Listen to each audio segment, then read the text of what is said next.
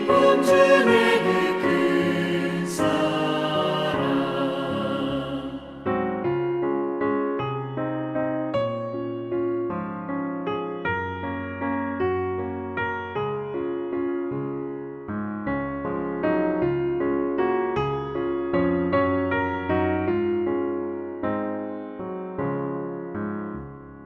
주의 사랑 비칠 때에 이 세상은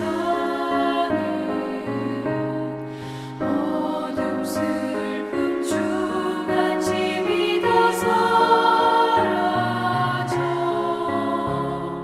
우리들을 가는 길 밝히 비춰주시며 복을 받게 하시니 그 큰 사랑 그 큰 사랑 내 마음속에 충만하게 비칠 때에 찬송하네 그 큰 사랑 내 마음속에 화평함과 기쁨 주네 그 큰 사랑. 주의 사랑 비칠 때에 그 광채가 찬란하게 우리 둘러 비치겠네.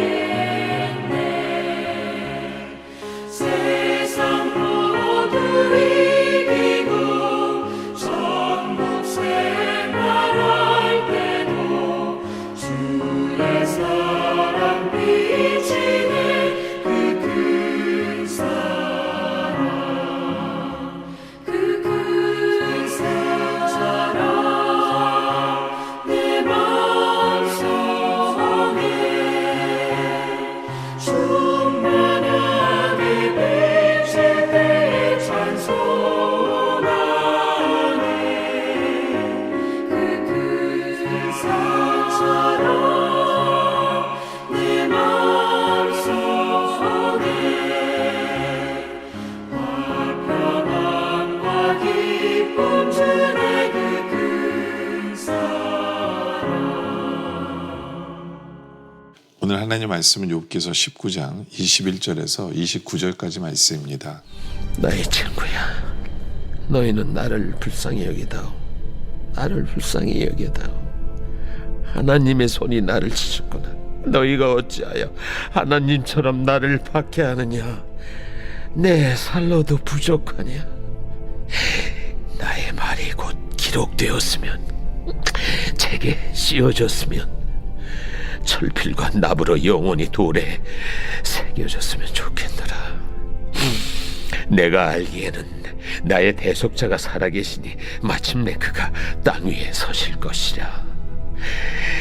내 가족이 벗김을 당한 뒤에도 내가 이 육체 밖에서 하나님을 보리라.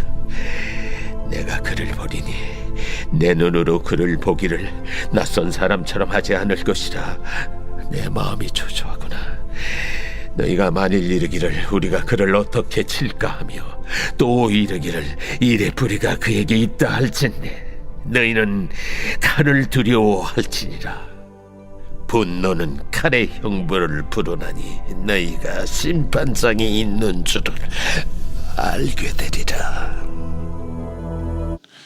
욥은 오늘 이 말씀을 통해서 욥이 바라는 게 뭔가를 이야기하고 있습니다. 먼저 친구들에게 부탁합니다. 21절에 나의 친구야, 너희는 나를 불쌍히 여겨다오. 나를 불쌍히 여기다오. 하나님의 손이 나를 치셨구나. 그렇죠? 욥이 친구들에게 부탁해요. 제발 나를 불쌍히 여겨달라고. 긍휼히 여겨달라는 얘기죠. 네. 근데 오해하지 말아야 돼요. 마치 거지를 불쌍히 여겨서 동냥하듯이 대해달라는 얘기, 그런 얘기가 아니에요. 네. 사랑의 마음으로 네, 긍휼히 여겨달라는 마음이에요. 긍휼히 여겨달라고. 네. 그러니까 다른 말로 하면 예? 정말 위로하고 싶은 마음을 품어달라는 얘기예요.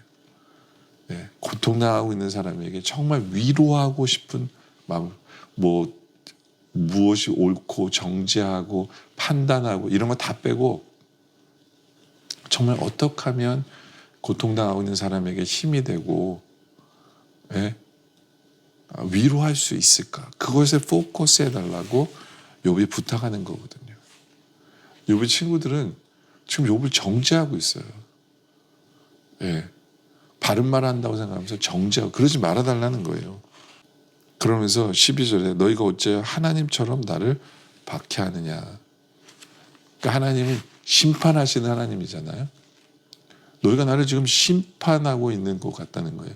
정죄하고 있는 것 같다는 거죠. 죄를 가지고 이게 무슨 얘기냐면 하나님을 원망하는 게 아니에요. 욥이 지금 얘기하는 것은 뭐냐면 죄를 가지고 판단하시는 분은 하나님뿐이라는 거예요.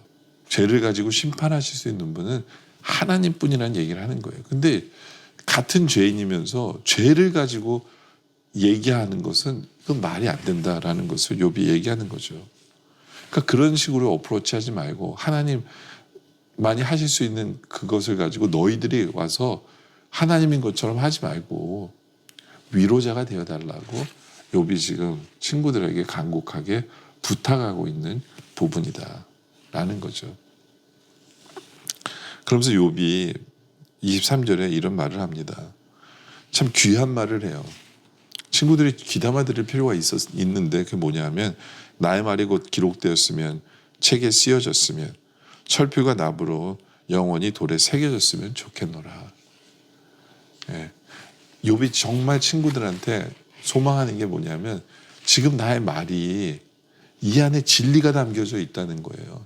원망하는 말이 아니라 진리가 담겨져 있으니까 한번 되씹어 보기 원하고 그래서 이게 글로 남겨져서 나중에 정말 고난을 당하는 사람들이 이 글을 읽고 위로받고 고난을 당하는 사람들이 이해하기를 원하기 때문에 글로 남겨졌으면 좋겠다라고 귀한 얘기를 하는 거예요. 근데 실제로 욥기가 쓰여짐으로 말미암아 얼마나 많은 사람들이 위로를 받고 힘을 얻습니까? 그렇죠? 욥이 그걸 아는 거예요. 이게 꼭 사람이 고난을 받는 게 자기 죄 때문에 고난을 받는 게 아니라 하나님이 사랑하시기 때문에 연단하시기 위해서 하는 것이 그럴 수 있다라는 것을 욥이 설명함으로 말미암아 고난당하는 사람에게 위로가 될 수 있다라고 생각하는 거예요. 그래서 욥이 글을 쓰게 해달라고 얘기하는 거거든요. 이건 교만이 아니거든요. 근데 자꾸 욥의 친구들은 그것을 교만으로 치부해요. 교만으로. 그러면서 욥은 정말 대단한 신앙이 있는 고백을 하죠. 25절에 보면 내가 알기에는 나의 대속자가 살아계시니 마침내 그가 땅 위에 서실 것이다. 욥은 확실하게 믿는 게 뭐냐면 자기가 지금 고난을 받는 중에 있으면서도 그렇게 큰 죄를 진 것 같지도 않은데 막 고난을 허락하신 하나님이심을 경험하면서도 욥은 분명하게 얘기해요. 나의 대속자가 살아계시다. 대속자가 살아계시니. 대단한 신앙인 게 뭐냐면 대속자는 예수님을 얘기하는 거거든요. 나의 죄를 대신해서 속해 주실 분. 예수님을 얘기하는 거예요. 그분이 계시다는 거예요. 대속자가 계시니 마침내 그가 땅에 서실 것이다. 언젠간 예수님이 오신다. 예수님이 역사하신다. 대단한 거죠.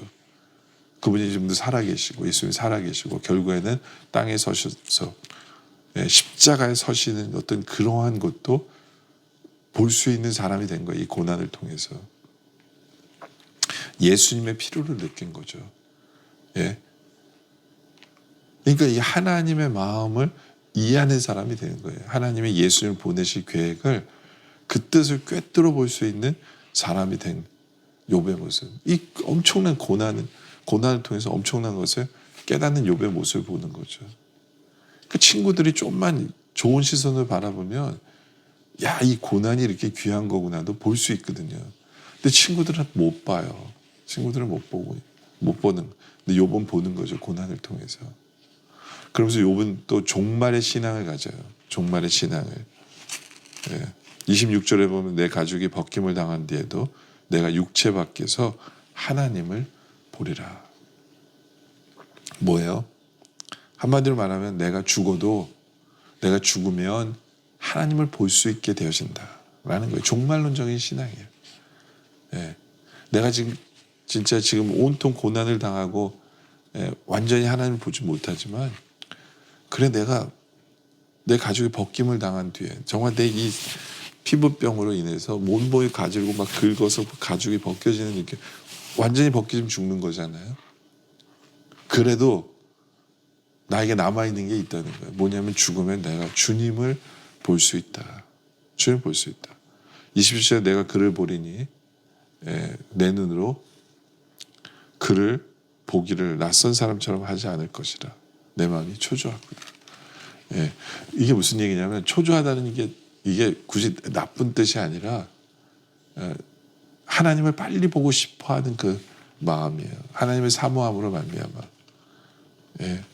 왜냐하면 내가 죽어서 만나는 그 하나님은 하나님이 나를 낯선 사람처럼 대하지 않을 것임을 알기 때문에 하나님이 나를 반겨주심을 믿는 그런 신앙이에요.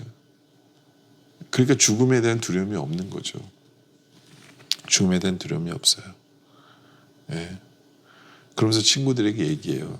28절에 너희가 만일 이르기를 우리가 그를 어떻게 칠까 하며 또 이르기를 일의 뿌리가 그에게 있다 할진대.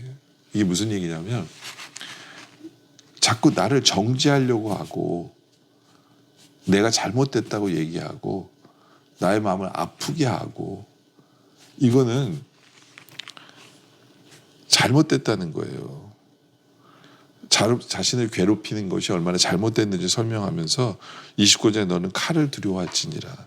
분노는 칼의 형벌을 부르나니 너희가 심판장의 이조를 알게 되리라.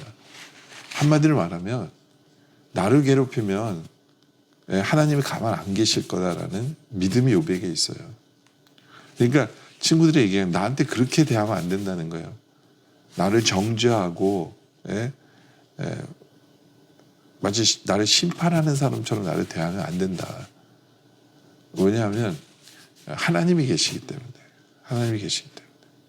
그러니까 그렇게 하지 말아달라고 욥이 어떤 면에서 부탁하는 거고 욥이 간절히 바라는 거. 그래서 앞부분에 뭐라고 얘기해요?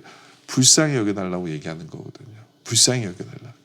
나를 불쌍히 여겨주지 않으면 나를 정죄하는 것이 되고 그건 죄가 된다는 거예요. 그게 오히려 하나님 앞에 죄가 되는 거기 때문에 하지 말아달라고 욥은 부탁하는 거거든요. 여러분들 우리가 고난당하고 있는 사람을 정말 긍휼히 여깁니까? 사랑하는 마음으로 긍휼히 여겨서 위로하려고 합니까? 아니면 정죄합니까? 정죄하는 것이 얼마나 큰 잘못인지를 우리는 분명히 알아야 돼요. 이 사람은 이럴 거야 라고 판단한 것이 얼마나 큰 죄인가를 우리는 깨달아 아는 우리들이 되어지길 원합니다. 오히려 정말 나에게 종말 신앙이 있는지 죽으면 하나님이 나를 기뻐 맞아주실 것에 대한 확신이 있는지를 돌아보길 원해요. 그리고 고난 속에서 정말 우리는 주님이 필요한 존재인가를 깨달을 수 있는 그러한 지혜가 우리에게 있는지를 돌아보길 원합니다. 정말 대속자, 살아계신 대속자가 필요한 존재예요. 예수님이 필요합니다. 이러한 신앙을 갖고 있는 우리들이 되어지길 원합니다. 그것을 깨달아 아는 우리들. 깨달아 아는 우리들.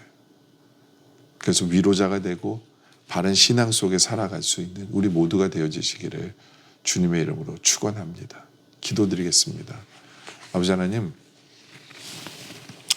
형제의 고난과 아픔 앞에서 정말 우리가 사랑하는 마음으로 긍휼히 여길 줄 알고 위로가 되는 삶을 살게 해주시옵소서. 괜한 정죄를 통해서 내 스스로가 하나님처럼 행세하는 그런 잘못된 길에 서지 않게 하여 주시옵소서. 그 고난이 가져다주는 정말 아름다운 모습을 보게 하여 주시옵소서. 그 고난이 예수님의 필요함을 볼 수 있게 하는 그러한 아름다움이 있음을 우리로 알게 하여 주시옵소서. 아버지 하나님은 이 고난을 통해서 정말 종말론적인 신앙을 소유한 우리들 되게 하여 주시옵소서. 죽는 것으로 끝이 아니라 나를 맞아줄 주님이 계시는 저 천국을 사모하는 우리들 되게 하여 주시옵소서. 오늘 말씀에 감사드립니다. 계속된 기도 속에 주님 함께하여 주시옵소서. 예수님의 이름으로 기도드립니다. 아멘.